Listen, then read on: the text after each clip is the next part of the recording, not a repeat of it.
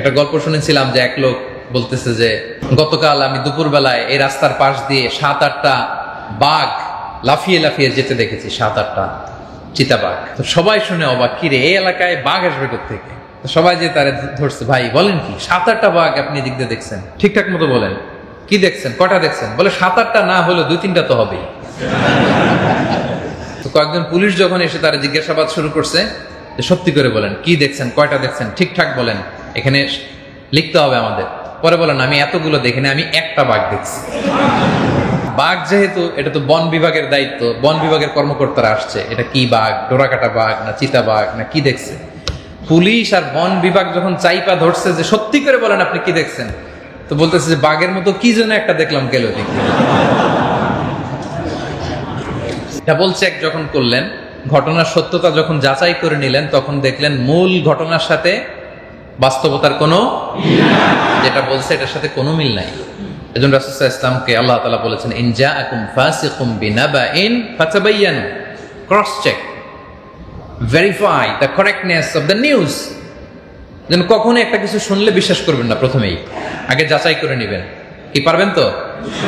আর যখনই যাচাই বাছাই না করে আপনি শেয়ার দিলেন, আপনার মতো যারা আছে এরা আবার আপনার থেকে শেয়ার দিল, এই মিথ্যা নিউজ, এই ফাসাদ, এই বিশৃঙ্খলা সমাজে ছড়ায় পড়ে। ঠিক কিনা বলে? এমনকি জাতীয় গণমাধ্যমে মাঝে মাঝে এমন কিছু নিউজ আসে যেগুলো অসত্য।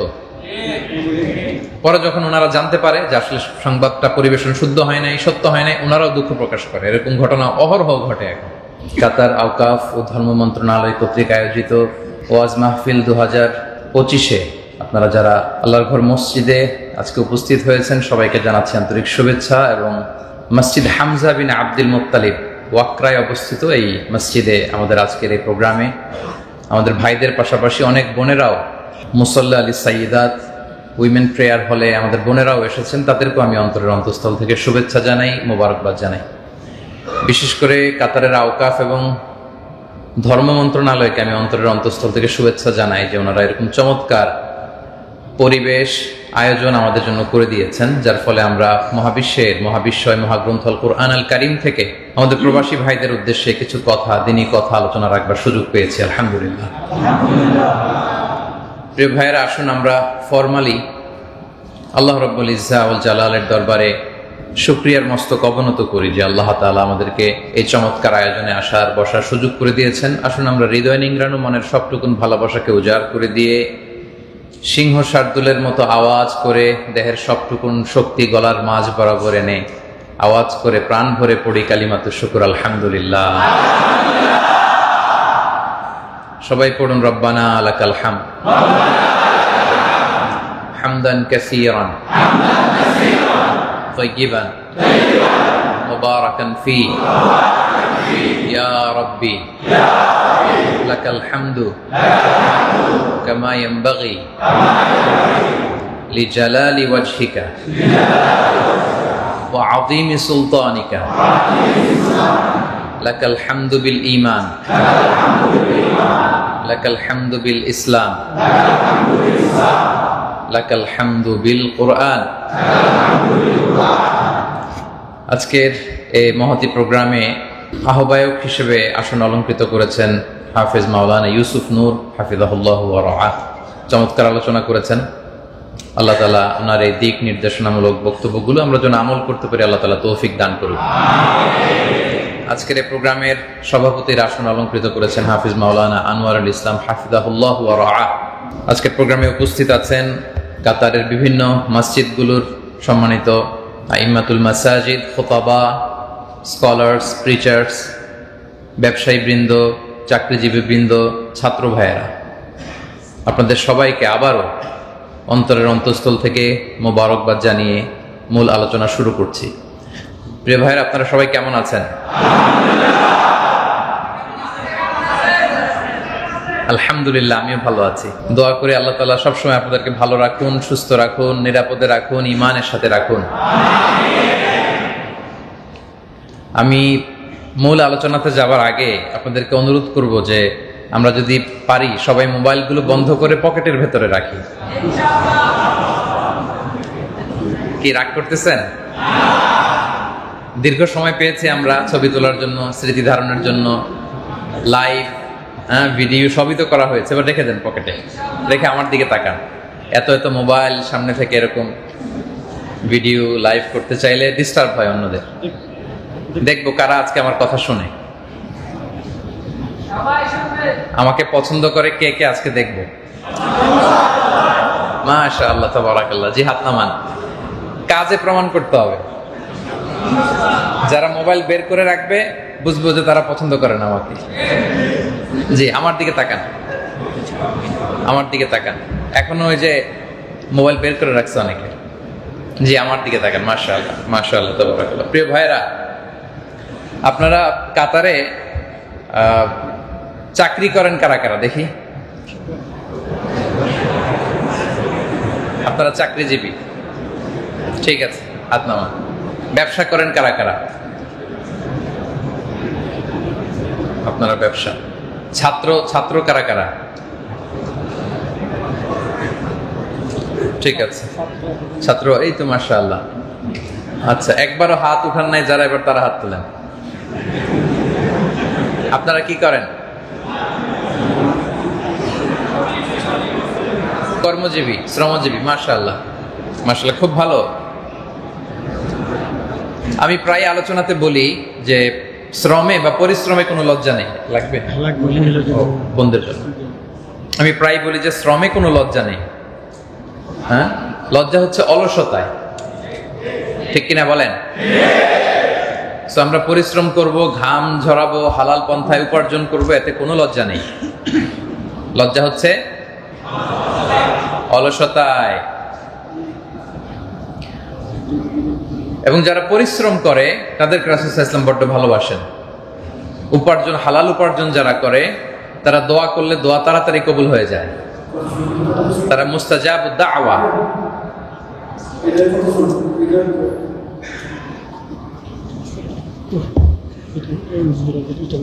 জি, আমাদের অনেক বোনেরা আজকে উপস্থিত হয়েছেন, সো ওনারাও যাতে সুন্দর শুনতে পান ওই ব্যবস্থাপনার জন্য আরেকটা মাইক্রোফোন ওনারা দিতে চাচ্ছেন। আমরা এখনই মূল আলোচনায় যাচ্ছি ইনশাআল্লাহ বিইذنিল্লাহ।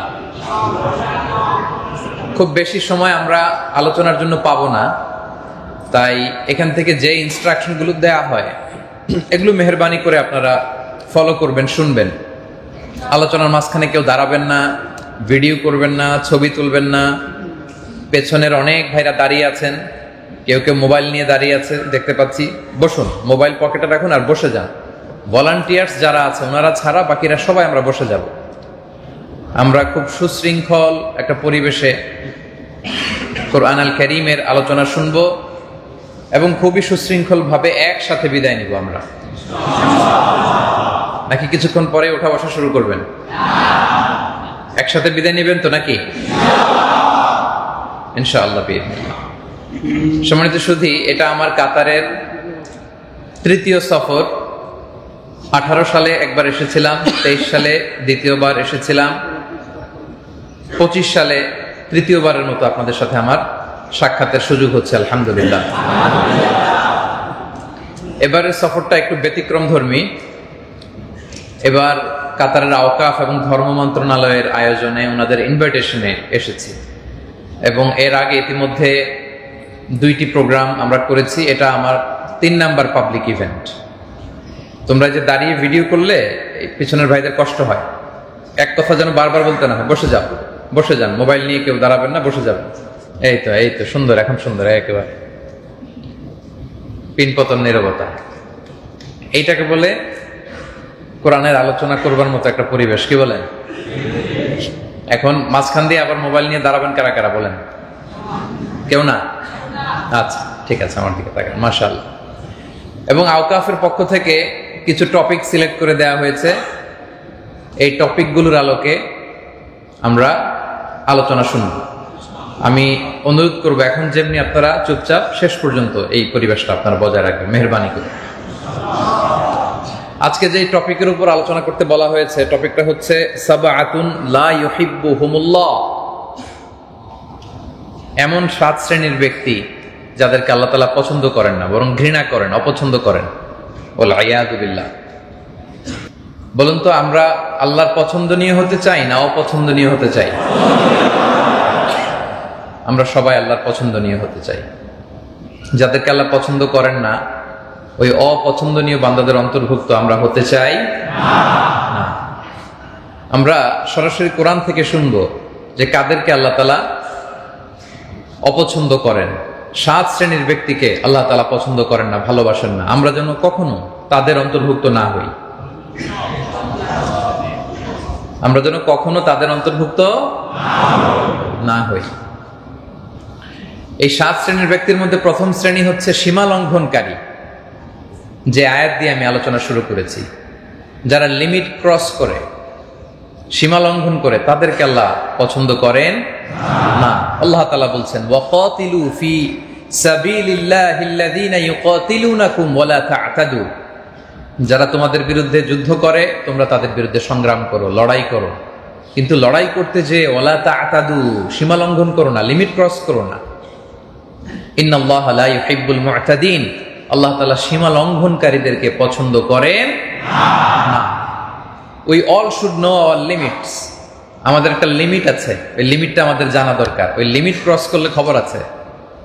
আল্লাহ সব সময় ধরেন না, কিন্তু যখন ধরেন, ইন্না বাতশা রাব্বিকা লাশাদীদ। আল্লাহর পাকড়াও বড় কড়া, ভয়ঙ্কর। আল্লাহর আযাব বড্ড ভয়ঙ্কর। তিনি সব সময় ধরে না, ধরলে ধরে ধরে ধরে না, ধরলে আল্লাহ অনেক রিমাইন্ডার দিবে, ওয়ার্নিং দিবে, এরপরে ধরবে। কিন্তু যখন ধরবে একেবারে খবর করে ছাড়বে। ঠিক কিনা বলেন? তাহলে আমরা সীমা লঙ্ঘনকারী হব না, ইনশাআল্লাহ বলেন। লিমিট ক্রস করব না, ইনশাআল্লাহ বলেন। এমনকি যুদ্ধের ময়দানে আল্লাহর হাবিব সাল্লাল্লাহু আলাইহি ওয়া আলিহি ওয়াসাল্লাম তিনি ঘোষণা করতেন, খবরদার, নারীদের গায়ে হাত তোলো না, শিশুদের গায়ে হাত তোলো না, বৃদ্ধদের গায়ে হাত তোলো না, উপাসনারত সন্ন্যাসীদের গায়ে হাত তোলো না। যারা তোমাদের বিরুদ্ধে অস্ত্র ধরেনি তাদের বিরুদ্ধে অস্ত্র ধরো না, সীমা লঙ্ঘন করো না, খবরদার। এটা রাসূল সাল্লাল্লাহু আলাইহি ওয়াসাল্লামের স্পেশাল অর্ডার। এজন্য আমরা সীমা লঙ্ঘন করতে পারবো না। পৃথিবীতে আমাদের আগে যত জাতিগোষ্ঠীকে আল্লাহ তাআলা ধ্বংস করেছেন, তাদেরকে ধ্বংস করার মূল কারণ হচ্ছে সীমা লঙ্ঘন। একবার দুইবার আল্লাহর একটা দুইটা অর্ডার ভায়োলেট করলেই আল্লাহ তাআলা কাউকে শাস্তি দেন না। একবার দুইবার যদি আপনি ভায়োলেট করেন, আল্লাহ শাস্তি দিবেন না। কিন্তু বারবার বারবার ওয়ার্নিং দেওয়ার পরেও যখন আপনি লিমিট ক্রস করবেন, সীমা লঙ্ঘন করবেন, আল্লাহ তাআলার পাকড়াওয়ের আওতায় আপনি চলে আসবেন। আমরা যদি খেয়াল করে দেখি, সামুদ জাতির হেদায়েতের জন্য আল্লাহ তাআলা সালেহ আলাইহিস সালামকে পাঠিয়েছিলেন। দাওয়াতের যত মাধ্যম আছে সব কিছু দিয়ে, নানা ভঙ্গিতে তিনি দাওয়াত দিয়েছেন। একটার পর একটা যুক্তি দিয়ে, আয়াত দিয়ে, নিদর্শন দিয়ে দাওয়াত দিয়েছেন, কিন্তু তারা মানে নাই। বারবার বারবার রিমাইন্ডার দেওয়ার পরেও মানে নাই। এটা কার? এই রেকর্ডিং করতেছে কে? এটা আপনাদের? জি, নামায় ফেলেন। এটা বারবার কেন বলতে হয়? All mobile should be down, mobile in pocket. কারো মোবাইল দেখতে পারবো না। বারবার বারবার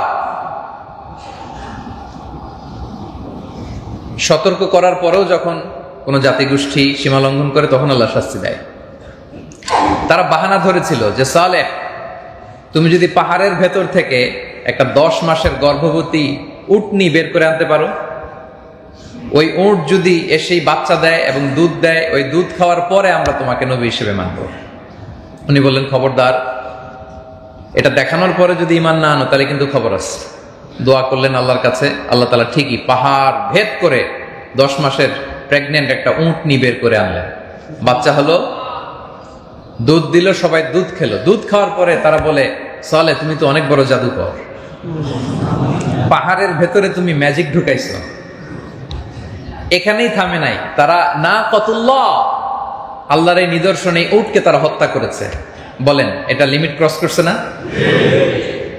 এত কিছু দিয়ে বোঝানোর পরেও, এত নিদর্শন দেওয়ার পরেও, তাদের মন মতো উট দেখানোর পরেও তারা আল্লাহর নিদর্শনকে যখন হত্যা করেছে, তখন আল্লাহ তাদেরকে পাকড়াও করেছেন। রজফা, সাইহা, প্রচন্ড বজ্র নিনাদ, শব্দ নিনাদ। সাইয়েদনা জিবরিল আলাইহিস সালাম এমন এক চিৎকার মেরেছেন, কওমে সামুদের প্রত্যেকে কানের পর্দা ফেটে লাশ হয়ে জমিনে পড়ে গিয়েছে, কারণ তারা সীমা লঙ্ঘন করেছিল। কি করেছিল? এমন আওয়াজ, সাউন্ড গ্রেনেড, শব্দ তরঙ্গ, কানের পর্দা ফেটে সব লাশ, কারণ তারা লিমিট ক্রস করেছে। আদ জাতির হেদায়েতের জন্য আল্লাহ তাআলা হুদ আলাইহিস সালামকে পাঠিয়েছিলেন। তিনিও দাওয়াত দিলেন, বারবার বারবার দাওয়াত দেওয়ার পরেও, সতর্ক করার পরেও যখন তারা থামে না, তখন আল্লাহ তাআলা তাদেরকেও শাস্তি দিলেন। প্রচন্ড শৈত্য প্রবাহ, রিহিন সারসার, প্রচন্ড শৈত্য প্রবাহ দিয়ে পুরো জাতিগোষ্ঠীকে আল্লাহ তাআলা ধ্বংস করে দিলেন। লূত আলাইহিস সালাম কওমে সাদুমের কাছে প্রেরিত হয়েছিলেন, দাওয়াত দিলেন তোমরা পবিত্রতা অর্জন করো। তাদের একটা বদ অভ্যাস ছিল, তারা পুরুষে পুরুষে আসক্ত হতো। তিনি বুঝালেন, নানা ভাবে বুঝানোর পরও এরা থামেন। আল্লাহ তাআলা ফেরেশতা পাঠালেন পুরুষের আকৃতিতে, তাদের সাথে অপকর্ম করতে চাইল, তখন আল্লাহ তাআলা শাস্তি দিলেন। তার মানে ভুল করলে, একটা অন্যায় করলে, একটা আদেশ ভায়োলেট করলেই আল্লাহ শাস্তি দেন না। বারবার বারবার সুযোগ দেওয়ার পরেও, সতর্ক করার পরেও যখন কেউ সীমা লঙ্ঘন করে, তখন আল্লাহ তাআলা পাকড়াও করেন। ফাজআলনা আলিয়াহা সাফিলাহা, আপ সাইডকে আল্লাহ তাআলা ডাউন সাইড করে দিয়েছেন। গোটা জমিনটাকে সাইয়েদনা জিবরাইল উঠিয়ে থপাস করে জমিনে আছাড় মেরেছেন। ওয়া আমতারনা আলাইহিম হিজারাতাম মিন সিজিলিন মানদুদ, পাথর বৃষ্টি দিয়ে, অ্যাসিড বৃষ্টি দিয়ে গোটা জাতিগোষ্ঠীকে আল্লাহ তাআলা ধ্বংস করেছেন। আপনি যদি ফেরাউনের কথা দেখেন, ফেরাউনকেও একটা দুইটা অন্যায়ের কারণে আল্লাহ ধরে নাই। একটা না, দুইটা না, 9টা নিদর্শন আল্লাহ তাআলা দেখিয়েছেন। 9 আয়াত, 9টা নিদর্শন। এরপরও যখন সে মানে না, সীমা লঙ্ঘন করেছে, লিমিট ক্রস করেছে, আল্লাহ তাআলা খেয়াল রাখবেন, কখনো লিমিট ক্রস করাকে আল্লাহ পছন্দ করেন। ইন্নাল্লাহা লা ইউহিব্বুল মুআতাদিন, আল্লাহ তাআলা সীমা লঙ্ঘনকারীদেরকে পছন্দ করে না। 9 বার ওয়ার্নিং দেওয়ার পরেও যখন ফেরাউন শুদ্ধ হয় নাই, শুদ্ধাচারের পথে আসে নাই, আল্লাহ তাআলা তাকে পানিতে ডুবিয়ে মারলেন। ফালইয়াউমা নুনাজ্জিকা বিবাদানিকা লিতাকুনা লিমান খালফাকা আয়া, আল্লাহ বললেন ফেরাউন তোকে ডুবিয়ে মারলাম, আর তোর বডিটাকে আমি গোটা বিশ্বের মানুষের জন্য সুটকি বানিয়ে রাখলাম। সুবহানাল্লাহ পড়বেন না? তাহলে প্রিয় ভাইরা, আমরা যেন সীমা লঙ্ঘন না করি। কুল্লুকুম খাত্তাউন ওয়া খায়রুল খাত্তাইন আত-তাওয়াবুন, আমরা সবাই পাপী, পাপ করলেই আমরা তওবা করব, কিন্তু আমরা সীমা লঙ্ঘন যেন না করি, কারণ আল্লাহ তাআলা সীমা লঙ্ঘনকারীকে পছন্দ করেন। ইন্নাল্লাহা লা ইউহিব্বুল মুআতাদিন। আমরা নানাভাবে, নানা কাজে, নানা ভঙ্গিতে সমাজে সীমা লঙ্ঘন করি। নানা ধরনের সীমা লঙ্ঘন, ক্রসিং দ্য লিমিট আমাদের মাঝে, আমাদের সমাজে আছে না নাই বলেন? আমরা অন্যের অধিকার নষ্ট করে সীমা লঙ্ঘন করি, খারাপ আচরণ করে সীমা লঙ্ঘন করি, আমরা এতিমের হক মেরে দিয়ে সীমা লঙ্ঘন করি, এরকম আছে না নাই বলেন? ভাইয়ের ছেলে মারা গেছে, ভাই মারা গেছে, ভাতিজা বেঁচে আছে, ভাতিজার সম্পদ মেরে দিয়ে আমরা সীমা লঙ্ঘন করি, আছে না নাই? বোনের সম্পদ বোনকে বুঝিয়ে দেই না, ফুফির সম্পদ ফুফিকে বুঝিয়ে দেই না, আছে না নাই? নারীদের ক্ষেত্রে সীমা লঙ্ঘন করি, দায়িত্ব পেলে সীমা লঙ্ঘন করি, ক্ষমতার চেয়ার পেলে সীমা লঙ্ঘন করি, ঠিক কিনা বলেন? আল্লাহ তাআলা সীমা লঙ্ঘনকে পছন্দ করেন। আল্লাহ সব সময় ধরেন না, কিন্তু যখন ধরেন ছাড়েন না। এজন্য এটা আমাদের জন্য রিমাইন্ডার, কোন ক্ষেত্রে আমাদের জীবনে, পারিবারিক কাজে, সামাজিক কাজে, রাষ্ট্রীয় কাজে আমরা যেন সীমা লঙ্ঘন না করি। আমরা অনেকে ইবাদতেও সীমা লঙ্ঘন করি, আছে না নাই? আল্লাহ রাসূল সাল্লাল্লাহু আলাইহি ওয়াসাল্লাম যেভাবে শিখিয়েছেন ওইভাবে ইবাদত করতে হবে, ওইভাবে সালাত করতে হবে, ওইভাবে জিকির করতে হবে, ওইভাবে দোয়া করতে হবে। আপনার মন মতো করলে হবে? দেখবেন বাংলাদেশে দেখা যায় জিকির করতেছে, লাফাচ্ছে, গান গাচ্ছে, এরকম আছে না নাই? এগুলো হচ্ছে ইবাদতের সীমা লঙ্ঘন। এটা করা যাবে? আপনার মন মতো ইবাদত করলে হবে। আপনি মধ্যম পন্থার সাথে আল্লাহ রাসূল সাল্লাল্লাহু আলাইহি ওয়াসাল্লাম যেভাবে শিখিয়েছেন ওইভাবে করতে হবে, তাইলে কবুল করবে কে? তাহলে সাবআতুন লা ইউহিব্বুহুমুল্লাহ, এমন 7 শ্রেণীর ব্যক্তি যাদেরকে আল্লাহ পছন্দ করেন না। এর মধ্যে প্রথম শ্রেণী হচ্ছে আল মুআতাদুন, মানে সীমা লঙ্ঘনকারী। আমরা সীমা লঙ্ঘনকারী হতে চাই না, ঠিক কিনা? তাহলে সীমা লঙ্ঘনকারীকে আল্লাহ তাআলা ভালোবাসেন না বা পছন্দ করেন না। আমরা কখনো কোনোভাবে যেন সীমালঙ্ঘনের সাথে জড়িত না হই। আল্লাহ তৌফিক দান করুক, আমরা পড়ি আমিন। তাহলে 7 শ্রেণীর মধ্যে 1 শ্রেণীর কথা ক্লিয়ার না সবার কাছে? সীমালঙ্ঘন করা যাবে না। গেল 2 নাম্বার হচ্ছে, দ্বিতীয় যে শ্রেণীকে আল্লাহ তাআলা পছন্দ করেন না সেটা হচ্ছে আয-যালিমুন, মানে জালিম, অত্যাচারী।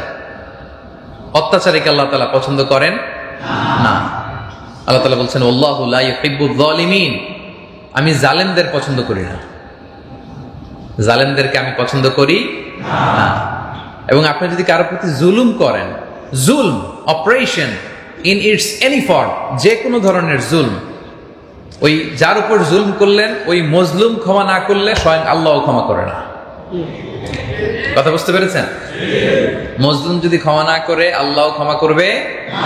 আল্লাহ বলবে যার উপর জুলুম করেছো তার কাছ থেকে ক্ষমা। এটা হাক্কুল ইবাদ, হাক্কুল্লাহ, আল্লাহ ক্ষমা করে দিবে। সালাত ফরজ ছিল পড়েন নাই, রোজা রাখেন নাই, ভুল করছেন, আল্লাহ মাফ করবে। কিন্তু আপনি অন্যের হক নষ্ট করেছেন, এটা কি আল্লাহ মাফ করবে? এটা কিন্তু বড্ড ভয়ঙ্কর প্রিয় ভাইরা। আমরা যেন অন্যের অধিকার নষ্ট না করি।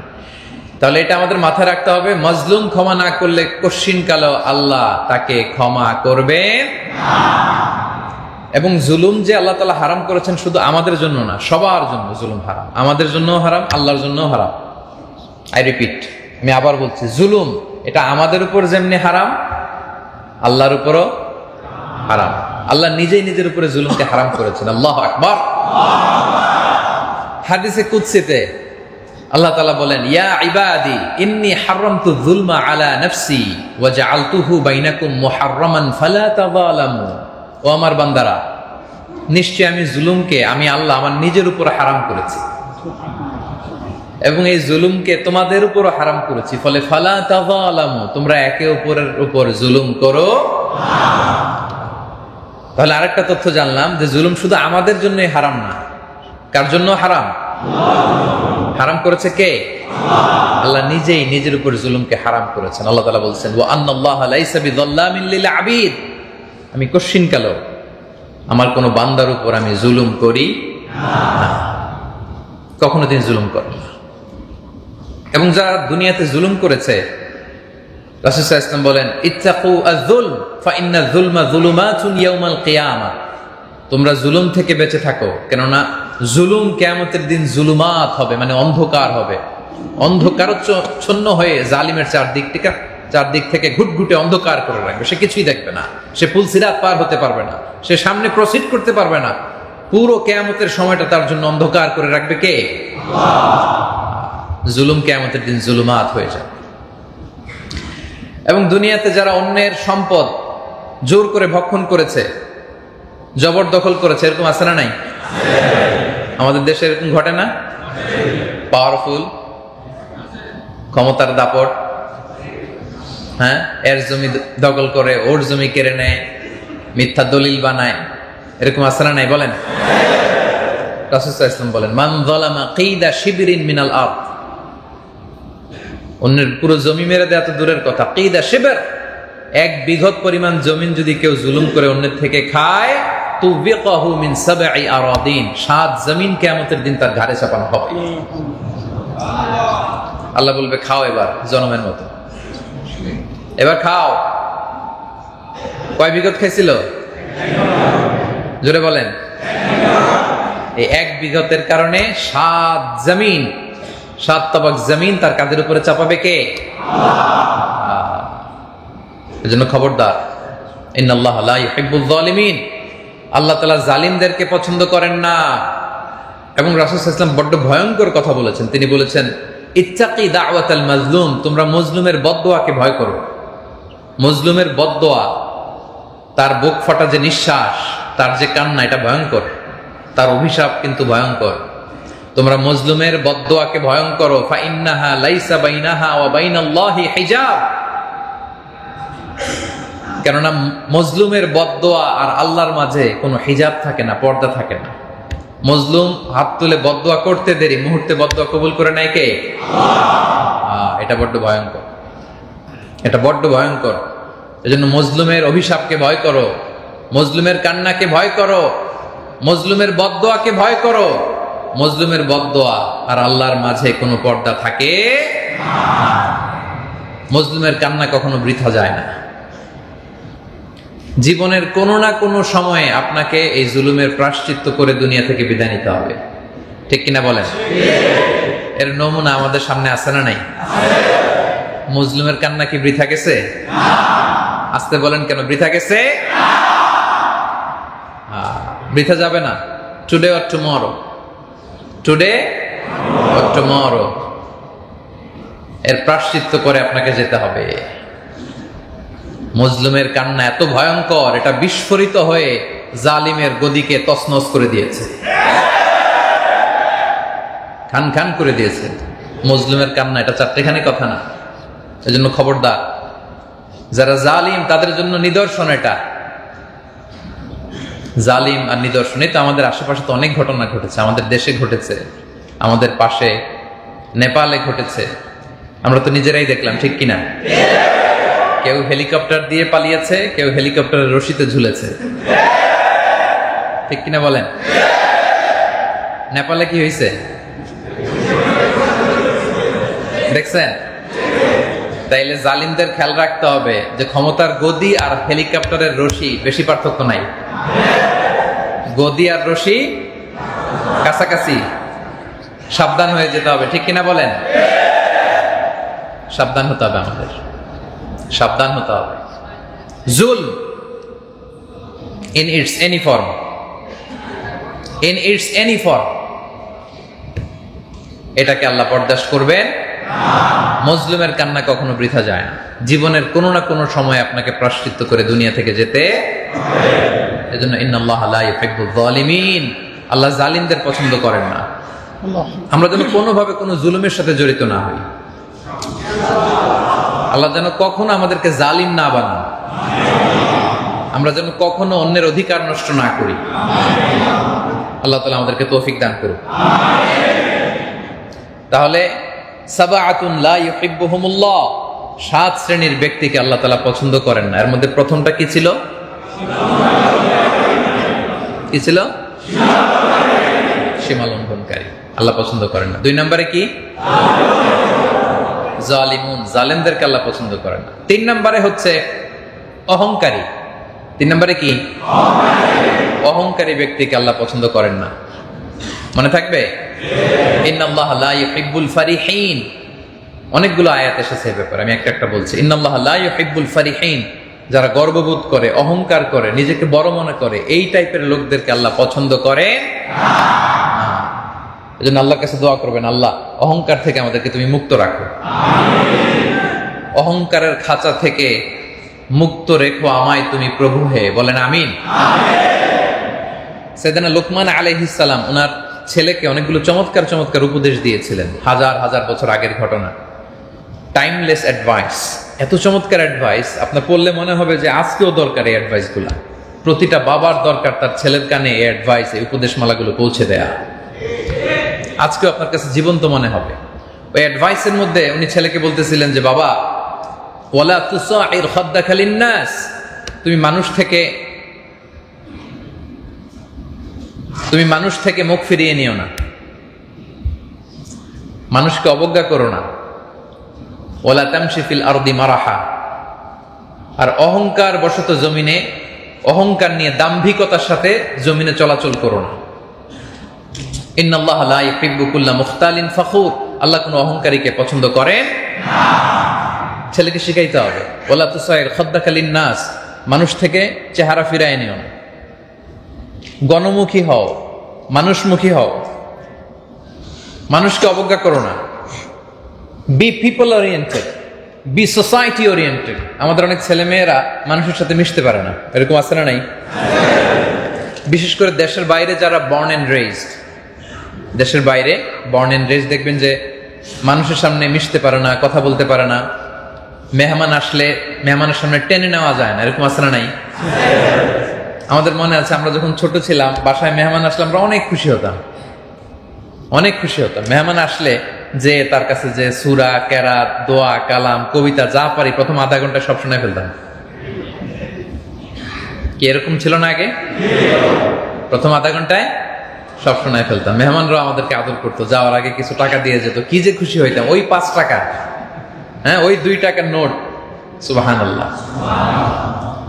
তো মনে আছে যে আমাদের সময়টা এমন ছিল, আমরা মেহমান আসলে খুশি হতাম, কথা বলতাম, গল্প করতাম, কবিতা শোনাতাম, সূরা শোনাতাম, ওনারাও দোয়া করতেন। কিন্তু এখনকার বাচ্চাদের যেটা হয়, মেহমান আসলে এদের সামনে টেনেও নেওয়া যায় না। আছে না নাই? জন্য বাচ্চাদেরকে শিখাইতে হবে, টিউনিং করতে হবে, বুঝাতে হবে যে ওয়ালা তুসাইর খাদ্দাকা লিন্নাস, মানুষ দেখে মুখ ফিরিও না। Be people oriented, be society oriented. মানুষের সাথে মেশো, গণমানুষের সাথে মেশো, ছেলেমেয়েদেরকে শিখাইতে হবে। গরুর পেট থেকে কিছু বের হলে এটা গরু হয়ে যায়, খেয়াল রাখবেন। ছাগলের পেট থেকে বেরোলেই এটা ছাগল হয়ে যায়। বিড়ালের পেট থেকে বেরোলেই এটা বিড়াল হয়ে যায়। কিন্তু মানুষের পেট থেকে বেরোলে এটা মানুষ হয় না, ওটার মানুষ বানাইতে হয়। ঠিক কিনা? গরুরে কেউ কোনোদিন বলে না তুই গরুর মতো গরু হ, বলে? ছাগলকে কোনোদিন আমরা বলি তুই ছাগলের মতো ছাগল হ? কিন্তু মানুষকেই বলা হয় তুমি মানুষের মতো। মানুষের মতো মানুষ হওয়া বড্ড জরুরি, মানুষ হয়ে ওঠা বড্ড জরুরি।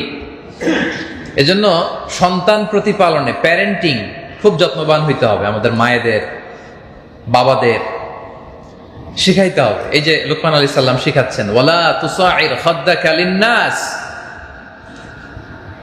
ওয়ালা তুসাইর খাদ্দাকা লিন্নাস, অবজ্ঞা করো না, মানুষ থেকে মুখ ফিরিয়ে নিও না, মানুষের সাথে মেশো। দেখেন, ছেলেকে ভদ্রতা শিখাচ্ছে, ডিসেন্ট ম্যানার শিখাচ্ছে, শিখাইতে হয়। মানুষের কথা বলা শিখতে লাগে 2 বছর, কিন্তু কোথায় কি বলতে হবে এটা শিখতে লেগে যায় আজীবন। এজন্য বাচ্চাদেরকে ধরে ধরে শিখাইতে হয়। রাসূল সাল্লাল্লাহু আলাইহি ওয়াসাল্লাম এরকম অনেক ঘটনা আছে। খেতে বসেছে, এক বাচ্চা এদিক থেকে ধরে ওদিক থেকে রাসূল সাল্লাল্লাহু আলাইহি ওয়াসাল্লাম বললেন, ইয়া গোলাম সাম্মিল্লাহ কুল বিয়ামিনিক ওয়া কুল মিম্মা ইয়ালিক। এরকম করো না, এদিক থেকে ওদিক থেকে না, বিসমিল্লাহ বলো, ডান দিক থেকে শুরু করো, তোমার সামনে যেটা আছে ওইটা নাও, শিখাবেন। রাসূল সাল্লাল্লাহু আলাইহি ওয়াসাল্লামের প্রিয়তম নাতি হাসান রাদিয়াল্লাহু তাআলা আনহু একবার যাকাতের স্তূপ করে রাখা খেজুর নিয়ে খাওয়া শুরু করলো। রাসূল সাল্লাল্লাহু আলাইহি ওয়াসাল্লাম দৌড়ে যে তার মুখ থেকে খেজুর বের করলেন। তিনি বললেন, কেখ কেখ, মানে আমরা যেটা বাংলায় বলি ওয়াক, থু থু, মানে নানা ভাই থু, ফেলে দাও তুমি। আলা তাআলাম আন্না লা নাকুলু সাদাকা, নানা ভাই তুমি জানো না আমরা হাশিমি খানদানের, আমরা সাদাকার খাবার খেতে পারি না, জানো না তুমি? এই যে দেখেন, ধরে ধরে শিখাই দিচ্ছে। ছোট্ট বাচ্চাদেরকে ধরে ধরে শিখাইতে হয়। ছোট্ট বাচ্চারা দেখবেন উল্টাটা করতে পছন্দ করে বেশি, ঠিক কিনা বলেন? ছোট বাচ্চাদের একটা স্বভাব দেখবেন, উল্টা জুতা পরে, ডান পায়ের জুতা পরে আর বাম পায়ের জুতা পরে। এটা কি আপনারা দেখছেন নাকি শুধু আমি একাই দেখছি? দেখছেন না আপনারা? ছোট বাচ্চারা এটা করে, এটা করবে ওই পায়ে, কেন যে করে আল্লাহ জানে, ওইটা পরে এই পায়ে। এরকম ধরে ধরে বাচ্চাদেরকে শিখাইতে হয়। লোকমান আলাইহিস সালাম শিখাচ্ছেন, ওয়ালা তুসাইর খাদ্দাকা লিন্নাস, মানুষকে অবজ্ঞা করো না, মুখ ফিরিয়ে নিও না। ওয়ালা তামশি ফিল আরদি মারাহা, জমিনে অহংকার বশত চলো না, দাম্ভিকতা দেখিয়ে হাঁটাচলা করো না। কারণ ইন্নাল্লাহা লা ইউহিব্বু কুল্লা মুখতালিন ফাখুর, আল্লাহ কোনো দাম্ভিক অহংকারীকে পছন্দ করেন না। ছেলেমেয়েদের শিখাইতে হবে যে কোনো বিশ্বাসী, কোনো মুসলিম সে অহংকারী হতে পারে না। এখানে 2টা শব্দ বললেন, মুখতাল আর ফাখুর। মুখতাল মানে যে মনে মনে নিজেকে বড় মনে করে, মুখতাল। আর ফাখুর মানে যে অন্যের সামনে প্রকাশ্যে নিজেকে বড় হিসেবে জাহির করে। এই দুটোই আল্লাহর কাছে অপছন্দনীয়। তাহলে এই যে অ্যারোগ্যান্স, ইগো, এগুলো থেকে আমাদেরকে মুক্ত থাকতে হবে। অনেকের ইগোইস্টিক প্রবলেম আছে, নিজেকে বড় মনে করে, নিজেকে বিনয়ের সাথে প্রেজেন্ট সে করতে পারে না। খেয়াল রাখবেন, নিজেকে বড় মনে করা এটা শয়তানের স্বভাব। রিপিট, আমি আবারও বলছি, নিজেকে বড় মনে করা কার স্বভাব? এটা শয়তানের স্বভাব। আল্লাহ তাআলা যখন বলেছেন সিজদায় লুটিয়ে পড়ো আদমের সামনে, তখন সে আল্লাহর কাছে যুক্তি দাঁড় করিয়েছে, ক্বালা আনা খায়রুম মিনহু খলাকতানি মিন নার ওয়া খলাকতাহু মিন তিন। আল্লাহ আমি কেন সিজদা দিব? আমি তো সেরা, আমি তো বড়। এই যে শুরু হয়েছে, আমি তো বড়, আমি কেন সিজদা দিব? কারণ আপনি আমাকে সৃষ্টি করেছেন আগুন থেকে, আদমকে সৃষ্টি করেছেন মাটি থেকে। তো মাটি তো নিম্নগামী, আগুন তো ঊর্ধ্বগামী। ঊর্ধ্বগামী কোনো জিনিস নিম্নগামী কোনো জিনিসকে সিজদা করতে পারে না। দেখছেন বুদ্ধি কিভাবে তর্ক শুরু করছে? সে কিসের তৈরি? আগুনের। আর আদম আলাইহিস সালাম মাটির তৈরি হওয়ার কারণে নাকি সে সেজদা দিতে পারবে, মাটির যে সম্মান সে বুঝতে পারে নাই। মাটি থেকে আদম আলাইহিস সালামকে সৃষ্টি করেছে কে? তুমি মাটির আদমকে প্রথম সৃষ্টি করিয়া ঘোষণা করিয়া দিলে শ্রেষ্ঠ বলিয়া, তাই তো নূরের ফেরেশতা করে আদমকে সেজদা। বলেন, তাই তো নূরের ফেরেশতা করে আদমকে সেজদা। সবার চেয়ে সম্মান দিলে মাটির আদমকে। আল্লাহু আল্লাহু তুমি জাল্লে জালালুহু, শেষ করা তো যায় না গে তোমার গুণগান। আল্লাহু আল্লাহু আল্লাহু আকবার। খলাকতানি মিন নার ওয়া খলাকতাহু মিন তিন। কি যুক্তি? আমি আগুনের, সে মাটির, তো আমি সিজদায় লুটিয়ে পড়তে পারবো না। এই তো ইবলিস হয়ে গেল, এই তো বিতাড়িত হয়ে গেল, এই তো জাহান্নাম থেকে জান্নাত থেকে বহিষ্কৃত হয়ে গেল। তাহলে ওই পথে যেন আমরা না হাঁটি। ওই পথে হাঁটবেন? আমরা কখনো নিজেকে বড় মনে করতে চাই। রাসূল সাল্লাল্লাহু আলাইহি ওয়াসাল্লাম সবসময় নিজেকে ছোট মনে করতেন, এবং তিনি বলতেন, আল্লাহুম্মা জাআলনি শাকুরা ওয়াজআলনি সাবুরা ওয়াজআলনি ফি আইনি সগীরা ওয়া ফি আ'ইউনিন নাসি কাবীরা। আল্লাহ, আপনি আমাকে শুকরগুজার বান্দা বানান। আল্লাহ, আপনি আমাকে ধৈর্যশীল বান্দা বানান। আল্লাহ, আমার চোখে আপনি আমারে ছোট বানান, গোটা বিশ্বের মানুষের চোখে আপনি আমাকে বড় বানান। নিজের চোখে নিজে ছোট থাকতে হবে, তাহলে মানুষের চোখে বড় বানাই দিবে কে? আর নিজেই যদি বলেন আমি কোন হনুরে, আমি কোন, আমি তো অনেক বড়, ওই শয়তানের মতো, তাইলে এটা শয়তানের সুন্নাত পালন হইল, নবীদের সুন্নাত না। নবীরা বিনয়ী আর শয়তান হচ্ছে অ্যারোগেন্ট। নবীরা কি? শয়তান অ্যারোগেন্ট। তাহলে আল্লাহ বলেন, খবরদার, ইন্নাল্লাহা লা ইউহিব্বুল ফারিহিন, ইন্নাল্লাহা লা ইউহিব্বু কুল্লা মুখতালিন ফখুর। আমি অহংকারীকে পছন্দ করি না। তাহলে অহংকারের সাথে আমাদের কোনো সম্পর্ক আছে? এই অহংকার থেকে মুক্ত থাকবো কি করে বলেন? অহংকার থেকে মুক্ত থাকার একটা টেকনিক হচ্ছে আগে আগে সালাম দাও। কি করা? আল্লাহ তাআলা যখন সাইয়েদনা আদম আলাইহিস সালামকে সৃষ্টি করলেন, লাম্মা খালাকাল্লাহু আদামা ওয়া কানা তুলুহু 60 যিরাআন ফালাম্মা খালাকাহু ক্বালা সাল্লিম আলা উলাইকা নাফার ওয়া হুম নাফারুম মিনাল মালাইকাতি জুলুস। আল্লাহ বললেন, এই আদম যাও, ওই ফেরেশতারা বসে আছে, যে একটা সালাম দিয়ে আসো। সৃষ্টির পরেই বলেন নাই যে আদম আমাকে সেজদা করো, বলেন নাই যে আদম সালাত আদায় করো, আদম আমার জিকির করো, না। আদম আলাইহিস সালামকে সৃষ্টির পরে আল্লাহ তাআলা আদেশ করলেন, কি করো? বলেন কি করো? কি করো? সালাম দাও, ফেরেশতাদেরকে সালাম দাও। কারণ আল্লাহ তাআলা ভালোই জানেন যে অহংকারের কারণে ইবলিস সে বিতাড়িত হয়েছে, আমার আদম যেন ওই রাস্তায় না হাঁটে। পড়েন সুবহানাল্লাহ। এজন্য আল্লাহ রাসূল সাল্লাল্লাহু আলাইহি ওয়াসাল্লাম ফরমান, আল বাদিউ বিস সালামি বারিউম মিনাল কিবর। আগে আগে যে সালাম দেয় তার হৃদয় থেকে অহংকার মুক্ত করে দেয় কে? আল্লাহ। এজন্য আমরা আগে সালাম দিব, পারবেন? বাসায় গেলে আগে সালাম দিয়ে ফেলবেন নিজেই। স্ত্রীকে আগে সালাম দিন, সন্তানকে আগে সালাম দিন, বন্ধুকে আগে সালাম দিন, ফোন কনভারসেশনে আগে সালাম দিন, বাড়ির দারোয়ানকে আগে সালাম দেন, ড্রাইভারকে আগে সালাম দেন, অফিসের কর্মচারীকে আগে সালাম দেন। আগে আগে সালাম দিয়ে দিবেন। কি বলেন? নাকি বসে থাকবেন যে না আমি তো বড় সাহেব, আমার আগে দেখ, এরকম করবেন না? তাহলে আমরা অহংকারী হতে চাই? যার হৃদয়ে যাররা পরিমাণ অহংকার থাকবে সে আল্লাহর জান্নাতে প্রবেশ করবে লা ইয়াদখুলুল জান্নাতা মান কানা ফি কলবিহি মিসকালু হাববাতিন মিন খারদালিন মিন কিবর। যার হৃদয়ে যাররা পরিমাণ, সরিষার দানা পরিমাণ অহংকার আছে সে আল্লাহর জান্নাতে কশিনকালেও প্রবেশ করবে না। অহংকার সাজে একজনের, আওয়াজ করে বলেন তিনি কে? তিনি অমুখাপেক্ষী, কারো প্রতি মুখাপেক্ষী নন। অহংকার সাজলে তার সাজে, কারো কোনো সহযোগিতা লাগে না, একজন সত্য। এজন্য অহংকার সাজে তার। এজন্য আল্লাহ বলেন, আল কিবরিয়া উরিদাই, অহংকার আমার চাদর, ওয়াল আযামাতু ইজারি, বড়ত্ব আমার লুঙ্গি। কেউ যদি অহংকার করে সে যেন আমি আল্লাহর চাদর ধরে টানাটানি করে। আর যে আমি আল্লাহর চাদর ধরে টানে ওরে আমি জাহান্নামে ফেলবো, আলকাইতুহু ফিন-নারি ফালা উবালি, আই ডোন্ট কেয়ার, আমি ওর জাহান্নামে ফেলবো, I will throw him to the hell fire, I don't care. এজন্য অহংকার সাজে, আওয়াজ করে বলুন একজন সত্তার, তিনি কে? অহংকার আমাদের সাজে না। আল্লাহ বলছেন হাল আতা আলাল ইনসানি হিনুম মিনাদ দাহরি লাম ইয়াকুন শাইআম মাযকুরা, মানুষের একটা সময় ছিল যে উল্লেখ করার মতো মানুষ সে কিছুই ছিল না। প্রত্যেকের জীবনে একটা সময় ছিল যে উল্লেখ করার মতো কিছুই ছিল না, কিছুই ছিল না, উল্লেখ করার মতো সে কিছুই ছিল না। হি ওয়াজ নাথিং। অস্তিত্বহীনতার এক জগৎ থেকে আল্লাহ তাআলা আমাদেরকে অস্তিত্ব আনলেন। আমরা অস্তিত্বহীনতার জগতে ছিলাম, সেখান থেকে আল্লাহ তাআলা দয়া করে আমাদেরকে অস্তিত্ব আনলেন। কিছুই তো ছিলাম না আমরা। একটা সময় আমার কোনো নাম ছিল না, আমার কোনো গ্রাম ছিল না, আমার কোনো অ্যাড্রেস ছিল না, আমার কোনো যশ ছিল না, খ্যাতি ছিল না, কিছুই ছিল না। অস্তিত্বহীনতার জগৎ থেকে অস্তিত্বের জগতে আমাদেরকে আনলেন কে? দুনিয়াতে যখন আসলাম আমরা কেমন ছিলাম খেয়াল করেন তো। কেউ আমার কোলে না নিলে বসতে পারতাম না, না ধরলে আমরা থাকতে পারতাম না, মুখে খাবার দিলে এদিক দিয়ে পড়ে যায়, যার কোলে উঠি প্রস্রাব পায়খানা করে ভরাই দিতেছি একেবারে, ঠিক কিনা বলেন?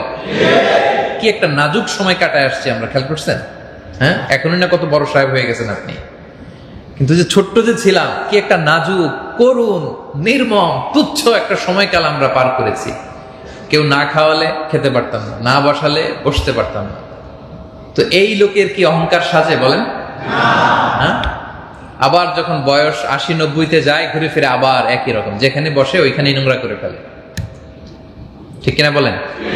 আবার সে বয়স যার ৯০, হেল্প না করলে চলতে পারে না, না ধরলে হাঁটতে পারে না, না খাইয়ে দিলে খেতে পারে না। এই তো আমরা। হাল আতা আলাল ইনসানি হিনুম মিনাদ দাহরি লাম ইয়াকুন শাইআম মাযকুরা, কিছুই তো ছিল না তুমি, তো তোমার কি অহংকার করা সাজে? অহংকার সাজে একজন মহাসত্তার, আওয়াজ করে বলুন তিনি কে? এজন্য আমরা অহংকার করব না। আল্লাহ তাআলা অহংকারীদেরকে পছন্দ করেন। খেয়াল থাকবে তাহলে কয়টা গেল? ১ নম্বরে কি ছিল? সীমা লঙ্ঘনকারীকে আল্লাহ পছন্দ করেন না। ২ নম্বরে, ৩ নম্বরে মনে থাকবে তো নাকি? আচ্ছা, ৪ নম্বরে হচ্ছে অপচয়কারীকে আল্লাহ তাআলা পছন্দ করেন না। অপচয় বা অপব্যয় আল্লাহ পছন্দ করেন না। আমরা কি অপচয় করি? হ্যাঁ, করি না? অপচয় করে, এটা আবার সাহস করে বলতেছে যে করি। কি অপচয় করি আমরা? খাওয়া দাওয়ায়। আরব বিশ্বে এটা হয়ে যায়, রাইট? সৌদি আরবেও দেখেছি, সৌদিতে তো খুব দেখেছি, এখানেও অনেক সময় হয়তো এত এত খাবার নিয়ে বসা হয়, বড় বড় ডিশ থাকে, এখান থেকে একটু এখান থেকে একটু একটু লাহাম টাহাম খেয়ে বাকিগুলো ফেলে দেওয়া হয়। খবরদার, এটা বড্ড ভয়ঙ্কর, এটা ভয়ঙ্কর। রিজিক এটা আল্লাহর পক্ষ থেকে কারীম, সম্মানিত মেহমান। এই মেহমানকে আপনি সম্মান না দিলে এই মেহমান আর ঘরে আসবে না। আল্লাহ যেন আমরা যেন অপচয় না করি। আল্লাহ তাআলা বলেন ওয়াকুলু ওয়াশরাবু ওয়ালা তুসরিফু, তোমরা খাও পান করো কিন্তু অপচয় করবে না। ইন্নাহু লা ইউহিব্বুল মুসরিফিন, আল্লাহ তাআলা অপচয়কারী অপব্যয়কারীকে তিনি পছন্দ করেন না। তাহলে ৪ নাম্বার হচ্ছে অপচয়কারী বা অপব্যয়কারী, তাদেরকে আল্লাহ ভালোবাসেন না, তাদেরকে আল্লাহ পছন্দ করেন না। তাহলে আমরা কি অপচয় করব বলেন? না, অপচয় করব না। মুমিনদের বৈশিষ্ট্য বলতে যে আল্লাহ তাআলা বলেন ওয়াল্লাযীনা ইযা আনফাকু লাম ইউসরিফু ওয়া লাম ইয়াকতুরু ওয়া কানা বাইনা যালিকা কাওয়ামা, বিশ্বাসীরা যখন দান করে তারা অপচয় করে না, কৃপণতাও করে না। মুমিন জীবনের সব কিছুতে থাকবে ব্যালেন্সড অ্যাপ্রোচ, মধ্যম পন্থা। তারা দানের ক্ষেত্রে কৃপণতাও করে না, অপচয়ও করে না, বরং ওখানে বাইনা যালিকা কাওয়ামা, মাঝামাঝি। তাদের অবস্থান কি? মাঝামাঝি, মধ্যম পন্থা তারা অবলম্বন করে দানের ক্ষেত্রে। তাহলে অপচয়ের সাথে মুসলমানদের কোনো সম্পর্ক নাই। অন্য হাদিসে আল্লাহ রাসূল সাল্লাল্লাহু আলাইহি ওয়া আলিহি ওয়াসাল্লাম বলেন কুলু ওয়াশরাবু ওয়া তাসাদ্দাকু, তোমরা খাও পান করো কিংবা দান করো, কোনো অসুবিধা নেই। আল্লাহ তাআলা আপনাকে সম্পদশালী বানিয়েছেন, আপনি বাড়ি করেন, আপনি গাড়ি কিনেন, আপনি হালাল পন্থায় দুনিয়ার যা উপভোগ করার করেন, কিন্তু অপচয় করা চলবে না। তাহলে খাও পান করো কিংবা দান করো, ওয়ালবাসু, ভালো ভালো পোশাকও পরিধান করতে পারো, সমস্যা নাই, মা লাম ইউখালিতহু ইসরাফ, যতক্ষণ না এটার সাথে অপচয় বা অপব্যয় জড়িত না হয়। যখনই অপচয় হবে তখনই এটা হারাম হয়ে যাবে। আমার প্রিয় কাতার প্রবাসী ভাইয়েরা, তাহলে আমরা কখনো খাওয়ার ক্ষেত্রে, কেনার ক্ষেত্রে, কোনো ক্ষেত্রে আমরা অপচয় করব না। অন্য আয়াতে আল্লাহ তাআলা বলেন ওয়ালা তুবাযযির তাবযীরা, অপচয় করো না। ইন্নাল মুবাযযিরিনা কানু ইখওয়ানা শায়াতিন, কারণ অপচয়কারী শয়তানের ভাই। অপচয়কারী কার ভাই? শয়তানের ভাই হওয়ার ইচ্ছা জাগে কার কার? হাত তোলেন। কারো ইচ্ছা জাগে? ওয়া কানা শাইতানু লিরাব্বিহি কাফুরা। আচ্ছা, যে শয়তানের ভাই ও নিজেও একটা কি? কথা বুঝতে পারেন নাই? আল্লাহ বললেন যে অপচয় করে সে শয়তানের। আচ্ছা, যে শয়তানের ভাই ও নিজেও একটা, আমি বলি নাই কিন্তু আপনারা বলছেন, সে নিজেও একটা। খবরদার, আমরা যেন অপচয় না করি। অপচয়কারীকে আল্লাহ পছন্দ করেন না। আল্লাহ রাসূল সাল্লাল্লাহু আলাইহি ওয়া আলিহি ওয়াসাল্লাম একবার ঘরে প্রবেশ করলেন, আম্মা জান আয়েশা রাদিয়াল্লাহু তাআলা আনহার ঘরে। ঘরে ঢুকেই দেখলেন মাটিতে এক টুকরো খুবস, মানে টুকরো রুটি পড়ে আছে। এক টুকরো রুটি পড়ে আছে। ফাওয়াজাদা কিসরাতা খুবজিন মুলকাতিন আলাল আরদি ফাগাদিবা নবী। এই দৃশ্য দেখে আল্লাহ রাসূল সাল্লাল্লাহু আলাইহি ওয়াসাল্লাম রেগে গেলেন। রাসূল সাল্লাল্লাহু আলাইহি ওয়াসাল্লাম কি করলেন? রেগে গেলেন। রাসূল সাল্লাল্লাহু আলাইহি ওয়াসাল্লাম কখনো নিজের ব্যক্তিগত কারণে রাখতেন না, কখনো না, নেভার এভার। ওনাকে কেউ ফিজিক্যাল টর্চার করেছে, মেন্টালি টর্চার করেছে, গালি দিয়েছে, এই করেছে সেই করেছে, উনি রাখতেন না। কিন্তু যখনই আল্লাহর কোনো বিধান লঙ্ঘিত হতো আল্লাহর হাবিব রেগে যেতেন। ঘরে ঢুকেই দেখলেন যে এক টুকরো রুটি জমিনে পড়ে আছে, দেখে রাসূল সাল্লাল্লাহু আলাইহি ওয়াসাল্লাম রেগে গেলেন। আর আয়েশা রাদিয়াল্লাহু তাআলা আনহাকে বললেন, ইয়া আয়েশা, খবরদার খবরদার, এটা আল্লাহর পক্ষ থেকে মেহমান, রিজিক আল্লাহর পক্ষ থেকে মেহমান। এটা যখন তোমার ঘরে আসে, এটাকে যখন তুমি সম্মান করবে না, এই মেহমান তোমার ঘরে আর কখনো প্রবেশ করবে না। তুমি এটা গুরুত্ব দাও নাই, এটা আর তোমার ঘরে আসবে না। আল্লাহ রিজিক কেড়ে নিবে। রিজিক দেওয়ার মালিক কে? আল্লাহ। তুমি খবরদার রিজিক নষ্ট করো না, অপচয় করো না। দেখেন এক টুকরো রুটি জমিনে পড়ে থাকাতে রাসূল সাল্লাল্লাহু আলাইহি ওয়াসাল্লাম রেগে গেলেন। আর আমরা কি পরিমাণে অপচয় করি বলেন? আপনারা তো বললেন যে ডিশের পর ডিশ আমরা ফেলে দেই, না খেয়ে এদিক দিয়ে একটু ধরলাম, ওদিক দিয়ে খেলাম, এরপরে এগুলো করা যাবে? তাহলে অপচয়ের সাথে আমাদের সম্পর্ক নাই। আমরা অপচয় করব না, অপব্যয় করব না, আমরা শয়তানের ভাই হব না। কি বলেন? আমরা মধ্যম পন্থা অবলম্বন করব। খরচের ক্ষেত্রে, খাওয়ার ক্ষেত্রে, পান করবার ক্ষেত্রে, পোশাক পরিধানের ক্ষেত্রে, যে কোনো সেক্টরে অর্থ ব্যয়ের ক্ষেত্রে আমরা অপচয় করব না। কারণ আল্লাহ তাআলা অপচয়কারীকে, অপব্যয়কারীকে তিনি পছন্দ করেন না। কটা গেল? আচ্ছা, 5 নম্বরে হচ্ছে খেয়ানতকারীকে আল্লাহ পছন্দ করেন না। খায়েন, খেয়ানতকারী বুঝেন তো? আমানত রাখা হয়েছে, আপনি কি করলেন? খেয়ানত করে দিলেন। বিশ্বাসঘাতক, কোন বিশ্বাসঘাতককে আল্লাহ পছন্দ করেন না। আল্লাহ বলেন ইন্নাল্লাহা লা ইউহিব্বুল খাইনিন, আল্লাহ তাআলা খেয়ানতকারীকে পছন্দ করেন না। তাহলে খেয়ানত করা যাবে না, বিশ্বাসঘাতকতা করা যাবে না। আল্লাহ রাসূল সাল্লাল্লাহু আলাইহি ওয়া আলিহি ওয়াসাল্লাম তিনি অত্যন্ত আমানতদার ছিলেন। সকল নবীরা আমানতদার ছিলেন, সকল নবীরা আমানতদার ছিলেন। বিশেষ করে রাসূল সাল্লাল্লাহু আলাইহি ওয়াসাল্লাম ওনার আমানতদারিতার কারণে, বিশ্বস্ততার কারণে গোটা মক্কায় ওনার প্রসিদ্ধি ছিল। গোটা মক্কায় প্রসিদ্ধি ছিল।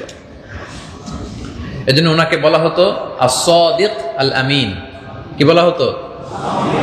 আস-সাদিক। আপনারা শুনছেন না যে রাসূল সাল্লাল্লাহু আলাইহি ওয়াসাল্লামের উপাধি ছিল আল-আমিন? বাংলা এটা বলে না? বাংলা কি বলে? আল-আমিন। এই আল-আমিন আসছে কোথা থেকে জানেন? আমিন, আমিনুন শব্দের সাথে আলিফ লাম লাগালে কি হয়? আল-আমিন। আমিন এর সাথে আলিফ লাম লাগালে আল-আমিন, ওইটারই বাংলায় আল-আমিন। রাসূল সাল্লাল্লাহু আলাইহি ওয়াসাল্লাম ছিলেন সত্যবাদী এবং আমানতদার। কতটা সত্যবাদী দেখেন, যখন রাসূল সাল্লাল্লাহু আলাইহি ওয়াসাল্লামের কাছে আদেশ আসলো যে তুমি দাওয়াত দাও প্রকাশ্যে, তিনি সাফা পাহাড়ের উপরে উঠে বললেন, ও আমার মক্কাবাসী, ও আমার পরিবারের বংশের লোকেরা, আমি যদি বলি যে পাহাড়ের পেছনে একদল ঘোড়সাওয়ার তোমাদেরকে অ্যাটাক করার জন্য বসে আছে, তোমরা কি বিশ্বাস করবা? সবাই এক বাক্যে, পুরো মক্কাবাসী এক বাক্যে বলতেছে অবশ্যই বিশ্বাস করব।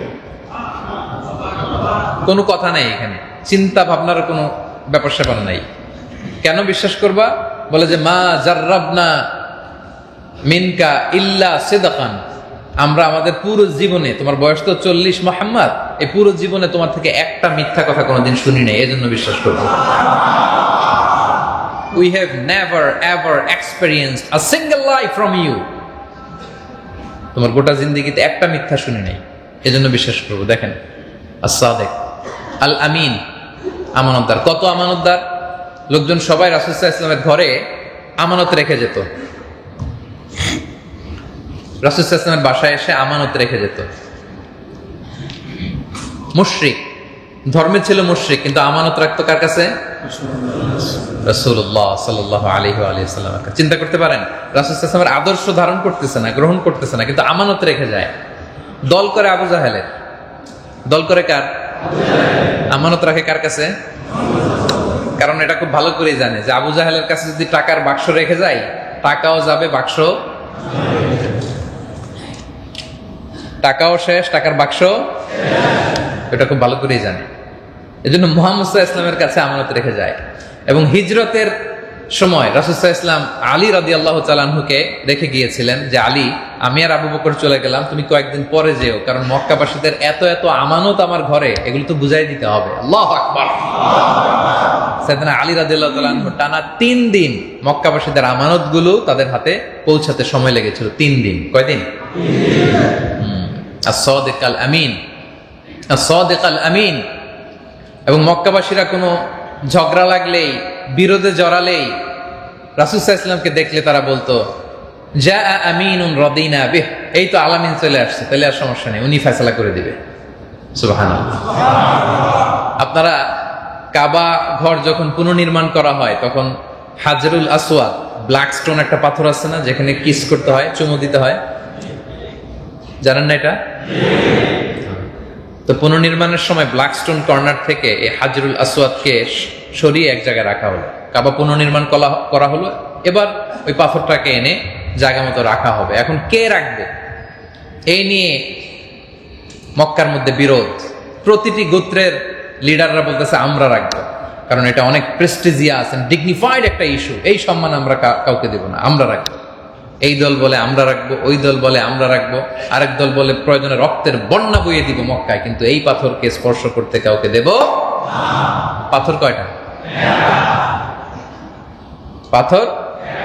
আর 4 গোত্রের 4 জাতীয় নেতা, তারা বলে যে আমরা অন্য কাউরে ধরতে দেব না। তা এখন এটার তো কোনো সমাধান নাই। ইন দ্য মিন টাইম রাসূল সাল্লাল্লাহু আলাইহি ওয়াসাল্লাম যখন আসছে, এবার সবাই খুশি, বলে যা আমিনুন রাদিনা বিহ, এই তো আলামিন আসছে, সেই ফয়সালা দিবে। দেখেন রাসূল সাল্লাল্লাহু আলাইহি ওয়াসাল্লামকে আল্লাহ তাআলা কতটা বিচক্ষণতা দিয়েছেন। তিনি বলেন ঠিক আছে, একটা চাদর নিয়ে আস। এতক্ষণ বলতেছে যে অন্য কাউরে ধরতে দিবে না, নিজে রাখবো। তো রাসূল সাল্লাল্লাহু আলাইহি ওয়াসাল্লাম চাদর নিয়ে আসলো। এবার রাসূল সাল্লাল্লাহু আলাইহি ওয়াসাল্লাম 4 জাতীয় নেতাকে বললেন, 4 জাতীয় নেতা, আপনারা 4 চাদরের 4 কর্নারে ধরেন। এরা 4 জন 4 কর্নারে ধরছে। আর রাসূল সাল্লাল্লাহু আলাইহি ওয়াসাল্লাম নিজে ওনার মোবারক হাত দিয়ে হাজরে আসওয়াদ পাথর এনে চাদরের মাঝখানে রাখলেন। এতক্ষণ যে 4 নেতা বলছে কাউরে ধরতে দিব না, এদের মুখে আর এখন কোনো আওয়াজ নাই, সবাই খুশি, মহা খুশি। ওই যে চাদরের কোনা ধরতে পারছে, এই জন্য। এতক্ষণ ছিল যে পাথর কাউরে দিব না, এখন কি পাইছে? চাদরের, ওইটাতেই খুশি। এবার রাসূল সাল্লাল্লাহু আলাইহি ওয়াসাল্লাম বললেন আসেন জাতীয় 4 নেতা, আসেন আমার সাথে। রাসূল সাল্লাল্লাহু আলাইহি ওয়াসাল্লাম তাদেরকে নিয়ে এসে রুকনুল হাজারিল আসওয়াদ, যেটা যেই কর্নারে হাজারে আসওয়াদ সেট করতে হয়, রাসূল সাল্লাল্লাহু আলাইহি ওয়াসাল্লাম নিজে তার মোবারক হাত দিয়ে পাথরটা নিয়ে ওই জায়গায় রেখে দিলেন। তাহলে আসলে কি 4 নেতা পাথর ধরার কোনো সুযোগ পাইছে? কিন্তু তারপরও রাসূল সাল্লাল্লাহু আলাইহি ওয়াসাল্লামের বুদ্ধিমত্তার সামনে তারা হার মেনেছে। আল্লাহু আকবার। জা আমিনুন রাদিনা বিহ, আল আমিন ছিলেন তিনি, আল আমিন। এজন্য আমরা আমানতদার হব, আমরা খেয়ানতকারী হব না, আমরা বিশ্বাসঘাতক হব না। আমানত ব্যাপারটা অনেক ব্যাপক আমার ভাইয়েরা। কেউ আপনার কাছে একটা মোবাইল রেখে বললো ভাই 1 সপ্তাহ পরে নিব, এটা আপনি 1 সপ্তাহ পরে আবার বুঝাই দিবেন, এটা যেমনি আমানত। কেউ যদি বিশ্বাস করে আপনার কোনো একটা কথা বলে, এই কথাটাও আপনার কাছে রেখে দেওয়াটা আমানত, ঠিক কিনা? একজন বলল যে ভাই এই কথাটা কিন্তু কাউরে বললেন না, এটা আমানতের সাথে রাখবেন। দেখবেন ওই লোক আবার আমানতের সাথে অন্য সবাই বলে বেড়াচ্ছে, আসলে নাই? আমানতের সাথে পুরো এলাকার মধ্যে একেবারে সার্কুলেশন করে দিচ্ছে। না, এরকম করা যাবে না। আমানত অনেক বড় ব্যাপার। সম্ভ্রান্ত লোকদের বৈশিষ্ট্য হচ্ছে তারা আমানতের খেয়ানত করে না। ইন্নাল্লাহা লা ইউহিব্বু মান কানা খাওয়ানান আসীমা। খেয়ানতকারীকে আল্লাহ পছন্দ করেন না, খবরদার। এবং মুনাফিকের একটা আলামত হচ্ছে তাদের কাছে আমানত রাখলে এটা খেয়ানত হয়। ওয়া ইযা তুমিনা খানা, মুনাফিকদের একটা আলামত, আমানত রাখলে কি করে? খেয়ানত করে। এখন বলেন, আমরা কি মুমিন হতে চাই না মুনাফিক? খবরদার। ইন্নাল্লাহা ইয়া'মুরুকুম আন তুআদ্দুল আমানাতি ইলা আহলিহা। আল্লাহর স্পেশাল ভার্ডিক্ট, স্পেশাল অর্ডার, যার আমানত তার কাছে পৌঁছে দাও। কার অর্ডার? এক বেদুইন এসে আল্লাহ রাসূল সাল্লাল্লাহু আলাইহি ওয়া আলিহি ওয়াসাল্লামকে প্রশ্ন করল, ইয়া রাসূলুল্লাহ মাতাস সাআ, কিয়ামত কবে হবে? রাসূল সাল্লাল্লাহু আলাইহি ওয়াসাল্লাম বললেন, ইযা দুইয়াতিল আমানাতু ফান্তাযিরিস সাআ। যখন আমানতের খেয়ানত হয়ে যাবে তখনই কিয়ামত হয়ে যাবে। বেদুইন বলে, কাইফা ইদাআতুহা, আমানতের আবার খেয়ানত হয় কেমনে? রাসূল সাল্লাল্লাহু আলাইহি ওয়াসাল্লাম বললেন, ইযা উসিদাল আমরু ইলা গায়রি আহলিহি ফান্তাযিরিস সাআ। যে লোক যে কাজের যোগ্য নয়, যে চেয়ারে বসার যোগ্য নয়, তাকে যখন ওই কাজ দেয়া হবে, ওই চেয়ারে বসিয়ে দেয়া হবে, তখনই কিয়ামত হয়ে যাবে। বলেন, এটার নমুনা আছে না নাই? চেয়ারের যোগ্য না, কিন্তু চেয়ার নিয়ে টানাটানি আছে। খবরদার, এটা আমানতের খেয়ানত। আমানত এটা অনেক ব্যাপক বিষয় আমার কাতার প্রবাসী প্রিয় ভাইরা, ব্যাপক, অনেক ব্যাপক।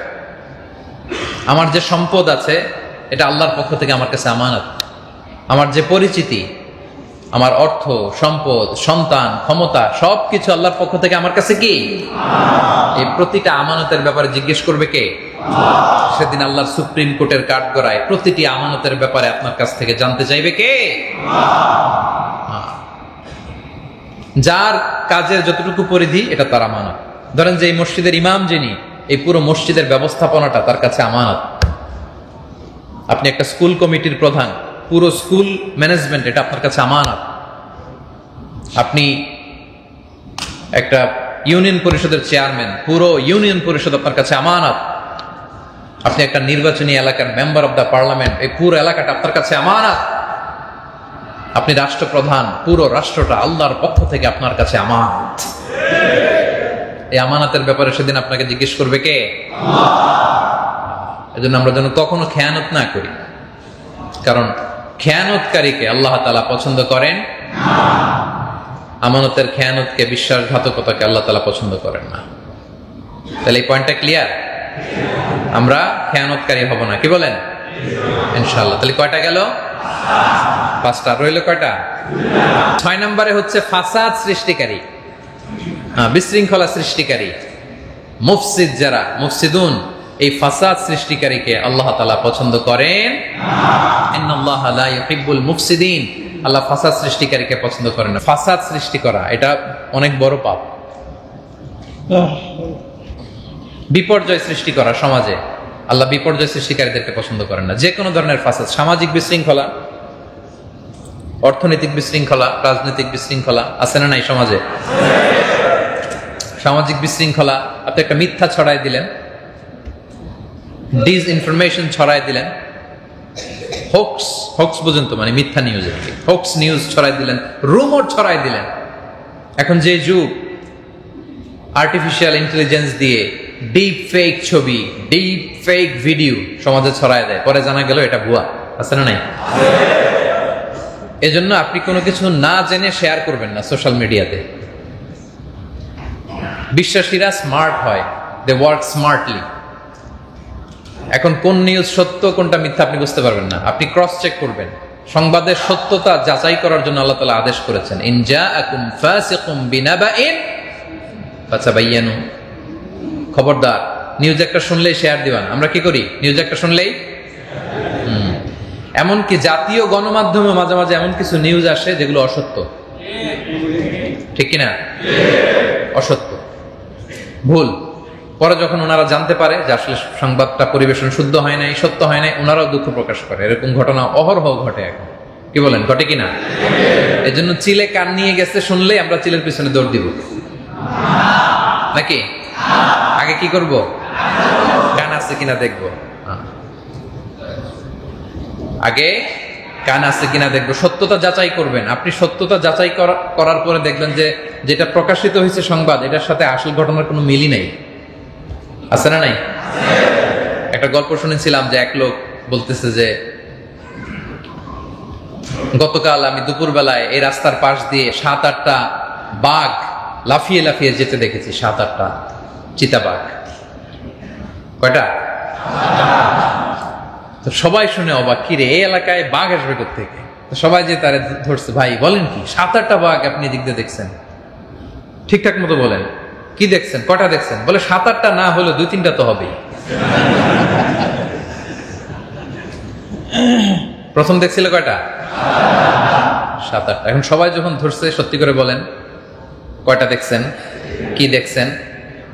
তখন বলে সুবিধা করতে পারতেছে না, তো বলে যে 7-8টা না হলেও 2-3টা তো হবেই। 2-3টা বাঘ হবে, এই এলাকায় বাঘ আসবে কোত্থেকে? কি বলেন আপনি? পুলিশ চলে আসছে। তো কয়েকজন পুলিশ যখন এসে তারা জিজ্ঞাসাবাদ শুরু করছে, যে সত্যি করে বলেন, কি দেখছেন, কয়টা দেখছেন, ঠিকঠাক বলেন, এখানে লিখতে হবে আমাদের। পরে বলেন, আমি এতগুলো দেখিনি, আমি একটা বাঘ দেখছি। কয়টা? একটা বাঘ দুপুরবেলা এখান থেকে আমি নিজে দেখেছি, চাক্ষুষ লাফিয়ে লাফিয়ে এখান থেকে এই রাস্তার এই পার থেকে ওই পার গেছে। তাহলে প্রথমে দেখছিল কয়টা?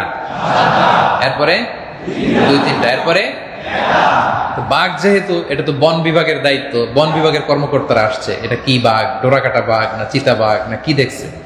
পুলিশ আর বন বিভাগ যখন চাইপা ধরছে যে সত্যি করে বলেন আপনি কি দেখছেন, তো বলতেছে যে বাঘের মতো কি যেন একটা দেখলাম, গেল দেখি। যখন সবাই চেপে ধরছে, বলে বাঘের মতো কি যেন একটা গেছে এদিক দিয়ে। প্রথমে দেখছিল কয়টা? এরপরে সবশেষে বাঘের মতো কি যেন একটা গেল। তাহলে দেখেন, আপনি ক্রস চেক, ডাবল চেক যখন করলেন, ঘটনার সত্যতা যখন যাচাই করে নিলেন, তখন দেখলেন মূল ঘটনার সাথে বাস্তবতার কোনো, যেটা বলছে এটার সাথে কোনো মিল নাই। এজন্য রাসূল সাল্লাল্লাহু আলাইহি ওয়াসাল্লামকে আল্লাহ তাআলা বলেছেন, ইন জাআকুম ফাসিকুম বিনাবাইন ফাতাবায়ানু, cross check, verify the correctness of the news. যেন কখনো একটা কিছু শুনলে বিশ্বাস করবেন না, প্রথমেই আগে যাচাই করে নেবেন। কি পারবেন তো? আর যখনই যাচাই বাছাই না করে আপনি শেয়ার দিলেন, আপনার মতো যারা আছে এরা আবার আপনার থেকে শেয়ার দিল, এই মিথ্যা নিউজ, এই ফাসাদ, এই বিশৃঙ্খলা সমাজে ছড়ায় পড়ে। ঠিক কিনা বলে? এরকম বিশৃঙ্খলা সৃষ্টিকারীদেরকে আল্লাহ তাআলা পছন্দ করেন না। তাহলে এটা হলো সামাজিক বিশৃঙ্খলা। আপনি যদি অর্থনৈতিক বিশৃঙ্খলার কথা দেখেন, মজুদদারি, কালোবাজারি আছে না নাই? পণ্যের কৃত্রিম সংকট তৈরি করে সমাজে অর্থনৈতিক বিশৃঙ্খলা তৈরি করে একদল, আছে না নাই? দেশের টাকা বিদেশে পাচার করে দেশকে ভঙ্গুর করে দেয় একদল, আছে না নাই? এগুলো অর্থনৈতিক বিশৃঙ্খলা। এগুলো সবগুলো মুফসিদুন। এই মুফসিদিন যারা সমাজে অস্থিরতা, বিশৃঙ্খলা, ফাসাদ যারা তৈরি করে, তাদেরকে আল্লাহ তাআলা পছন্দ করে না। এরপরে রাজনৈতিক বিশৃঙ্খলা আছে না নাই? দলান্ধ হয়ে, দেশপ্রেম নাই, গণমানুষের চাহিদার কথা চিন্তা নাই, শুধু নিজের লাভের জন্য আপনি যা মনে চায় করলেন, শোডাউন করলেন, মিছিল করলেন, ভাঙচুর করলেন, অরাজকতা তৈরি করলেন। এগুলোর সাথে ইসলামের কোনো সম্পর্ক, কোন ধরনের ফাসাদ ইসলাম টলারেট করে না। কারণ আল্লাহ তাআলা স্পষ্ট বলেছেন, ইন্নাল্লাহা লা ইউহিব্বুল মুফসিদিন। আল্লাহ তাআলা ফাসাদকারীদেরকে, বিশৃঙ্খলাকারীদেরকে পছন্দ করেন না। দেখবেন যে একদল এগুলো করবে, কিন্তু এদেরকে বললে বলে যে আমরাই ভালো কাজ করতেছি, আছে না নাই? এটা রাসূল সাল্লাল্লাহু আলাইহি ওয়াসাল্লামের যুগেও ছিল। ওয়া ইযা কিলা লাহুম লা তুফসিদু ফিল আরদি ক্বালু ইন্নামা নাহনু মুসলিহুন। মুনাফিকদেরকে যখন বলা হতো যে তোমরা জমিনে ফাসাদ সৃষ্টি করো না, বলে আরে ফাসাদ সৃষ্টি করি মানে আমরাই তো ভালো, আমরাই তো সমাজের সবচেয়ে ভালো কাজটা করি, আমাদের চেয়ে শ্রেষ্ঠ কেউ আছে নাকি? আমাদের চেয়ে বড় দেশপ্রেমিক আছে নাকি? আমরাই তো দেশপ্রেমিক, হ্যাঁ, আমরাই তো সবকিছুর অধিকারী, এরকম আছে না নাই? আমরাই ভালো।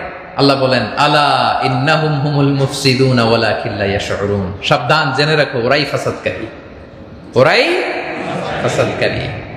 এজন্য ফাসাদের সাথে, বিশৃঙ্খলার সাথে আমাদের কোনো সম্পর্ক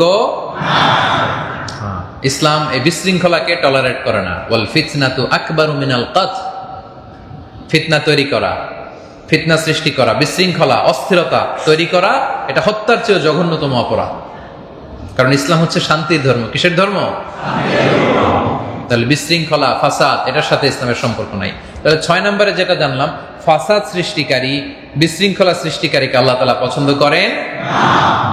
এই বিশৃঙ্খলা, ফাসাদ, ফিতনা সৃষ্টি থেকে আল্লাহ তাআলা আমাদেরকে হেফাজত করুক, পড়েন আমিন। কয়টা গেল?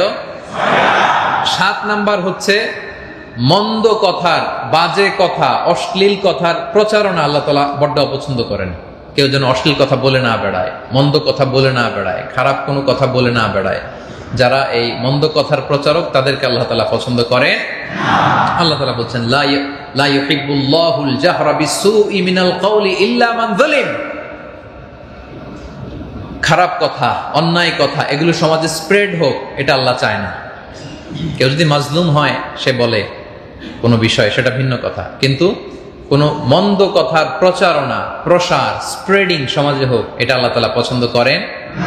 আমরা যদি রাসূল সাল্লাল্লাহু আলাইহি ওয়াসাল্লামের জীবনের দিকে তাকাই, দেখবো যে উনি সারা জিন্দেগিতে একটা অশ্লীল কথা বলেন নাই, একটা মিথ্যা কথা তিনি বলেন নাই। গোটা জিন্দেগিতে একবারের জন্য কাউকে গালি দেয় নাই, অভিশাপ দেয় নাই। সুবহানাল্লাহ। মা কানা রাসূলুল্লাহ সাল্লাল্লাহু আলাইহি ওয়াসাল্লাম সাব্বাবান ওয়ালা ফাহাশান ওয়ালা লাআনান। কখনো গালি দেয় নাই কাউকে, কখনো কটু কথা বলে নাই, অশ্লীল কথা বলে নাই, কখনো কাউকে লানত করে নাই। সুবহানাল্লাহ পড়বেন না? এবং যারা এই মন্দ কথা, মন্দ কাজ, অশ্লীলতার প্রচার প্রসার সমাজে করতে চায়, তাদের জন্য কঠিন আযাবের বন্দোবস্ত করে রেখেছেন কে?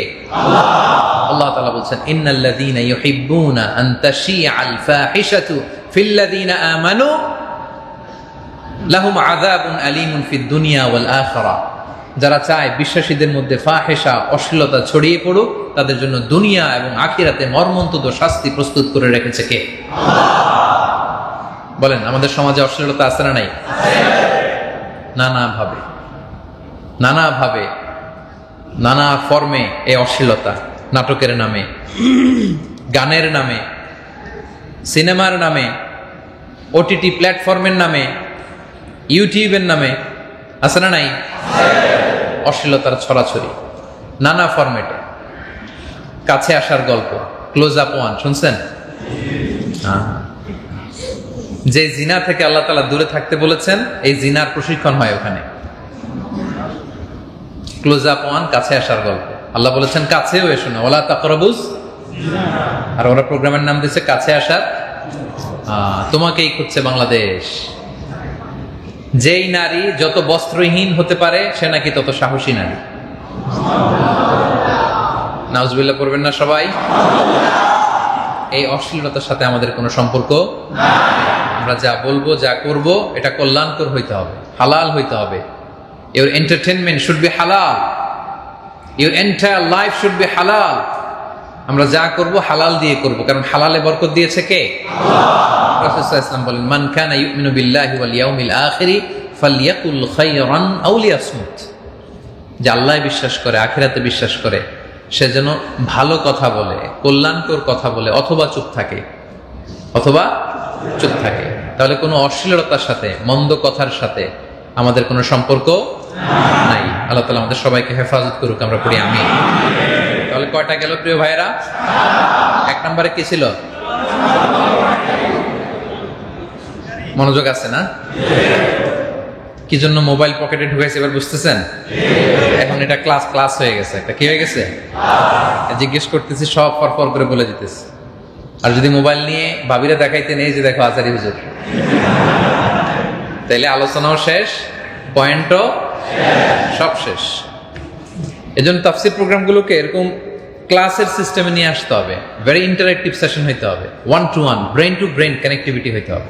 আপনি মোবাইল নিয়ে এদিক সেদিক করলে তো আপনার সেই সংযোগায়ন, মনোদৈহিক সংযোগায়নটা হয় না। তাহলে যেই 7 শ্রেণীর ব্যক্তিকে আল্লাহ পছন্দ করেন না, সাবাআতুন লা ইউহিব্বুহুমুল্লাহ, যাদেরকে আল্লাহ পছন্দ করেন না, তাদের 1 নাম্বার হচ্ছে অত্যাচারকারীকে পছন্দ করেন না। 2 নম্বরে জালিম, জালিম অত্যাচারীকে আল্লাহ পছন্দ করেন না। 3 নম্বরে দেখছেন সব মুখস্থ। 3 নম্বরে কি?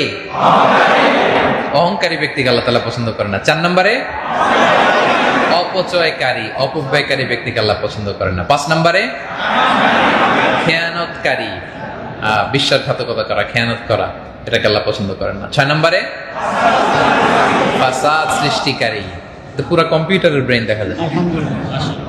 7 নম্বরে মন্দ কথার প্রচারকারী, অশ্লীল কথা, মন্দ কথা, এগুলোর প্রচারকে আল্লাহ পছন্দ করেন। এগুলোর সাথে আমাদের সম্পর্ক আছে? এগুলোর সাথে আমরা নিজেদেরকে জড়াবো? এগুলো থেকে আমরা বেঁচে থাকবো ইনশাআল্লাহ? বলেন, হাত উঁচু করেন। আমি এক একটা বাক্য বলবো, বাক্য শেষে বলবেন ইনশাআল্লাহ। আমরা সীমা লঙ্ঘন করব না, আমরা জুলুম করব না, আমরা অহংকারী হব না, আমরা অপচয় করব না, আমরা খেয়ানতকারী হব না, আমরা সমাজে ফাসাদ বিশৃঙ্খলা সৃষ্টি করব না, আমরা কোনো অশ্লীলতা মন্দ কথাকে সমাজে প্রচার করব না। আল্লাহ তাআলা আমাদের সবাইকে কথাগুলো বোঝার আমল করার তৌফিক দান করুন। হাযা মা ইনদি ওয়াল ইলমু ইনদাল্লাহি আলাইহি তাওয়াক্কালতু ওয়া ইলাইহি উনীব। সুবহানাকাল্লাহুম্মা ওয়া বিহামদিকা আশহাদু আল্লা ইলাহা ইল্লা আনতা আস্তাগফিরুকা ওয়া আতুবু ইলাইক। মাশাআল্লাহ, অনেক সুন্দর সুশৃঙ্খল ভাবে আজকে আপনারা আলোচনা শুনেছেন।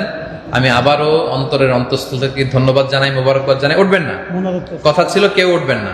কে কে উঠতেছে আমি দেখতেছি, ওই যে বসুন। 2 মিনিটের মধ্যে এখনই আমরা একসাথে বিদায় নিব, খুব সুশৃঙ্খল ভাবে বিদায় নিব ইনশাআল্লাহ। আমার প্রিয় ভাইরা, আল্লাহ তাআলা কাতারে আমাদের রিজিকের ব্যবস্থা করেছেন, আলহামদুলিল্লাহ পড়েন। এজন্য কাতার গভর্নমেন্টের প্রতি আমরা শুকরিয়া জানাই।